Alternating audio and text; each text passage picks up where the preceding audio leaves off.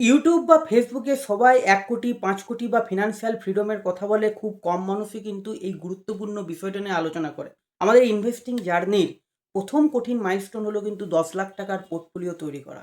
কারণ ঠিক এই সময় আপনার টাকা না, আপনার ধৈর্যের পরীক্ষা হয়।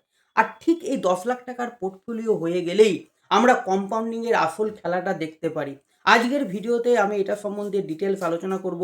সবাইকে রিকোয়েস্ট করব সাবস্ক্রাইব করে দেওয়ার জন্য। ধরুন আমরা প্রতি মাসে যদি ৳১০,০০০ র এসআইপি করি এবং সেক্ষেত্রে রেট অফ ইন্টারেস্ট যদি মিনিমাম ১২% ও হয়, সেক্ষেত্রে প্রথম ৳১০,০০,০০০ র পোর্টফোলিও তৈরি করতে একটু বেশি সময় লাগে। এ সময় আমাদের ইনভেস্টমেন্টের টাকার পরিমাণটা বেশি থাকে এবং কম্পাউন্ডিং এর ইফেক্টটা কিন্তু কম চোখে পড়ে। ঠিক এই সময় অনেকে ভুল করে নিজেদের এসআইপিটা বন্ধ করে দেয়। ১ মিনিট, কম্পাউন্ডিং যে কাজ করছে না সেটা নয়। পোর্টফোলিও সাইজ ছোট বলে আমরা কম্পাউন্ডিং এর ইফেক্টটা বুঝতে পারি না।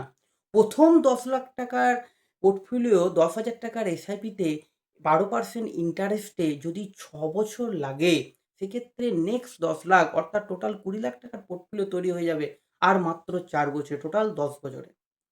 তাই পোর্টফোলিও সাইজ যখনই বড় হতে শুরু করবে, সেক্ষেত্রে একই রেট অফ রিটার্ন অর্থাৎ ১২% রিটার্নে ৳১,০০,০০০ র পোর্টফোলিওর উপর যেরকম কাজ করবে, ৳১০,০০,০০০ র পোর্টফোলিওর উপর ঠিক আলাদাভাবে কাজ করবে। এক্ষেত্রে রিটার্নের শতাংশ কিন্তু একই, কিন্তু বদলে যাচ্ছে পোর্টফোলিও সাইজ। তাই আমাদের ১ম মাইলস্টোন হবে আমাদের পোর্টফোলিওটাকে বড় করে তোলা। তাই আমি সবাইকে বলি, আমাদের গোল যাই হোক কেন, ১,০০,০০,০০০, ৫,০০,০০,০০০, সেটাকে কিন্তু ছোট, ছোট মাইলস্টোনে আমাদেরকে ডিভাইড করে দিতে হবে। যেমন ১ম এ ১০,০০,০০০, ২০,০০,০০০, ৫০,০০,০০০, ১,০০,০০,০০০ এরকম। আপনার পোর্টফোলিও এখন কোন পজিশনে আছে সেটা আমাকে কমেন্টে জানাতে পারেন। আর আপনার জন্য যদি ফিন্যান্সিয়াল প্ল্যানিং বা আমার কাছে যদি ইনভেস্ট করতে চান, তাহলে স্ক্রিনে দেওয়া নাম্বারে আমার সঙ্গে যোগাযোগ করতে পারেন। আর ভিডিওটি ভালো লাগলে লাইক, শেয়ার এবং সাবস্ক্রাইব করুন।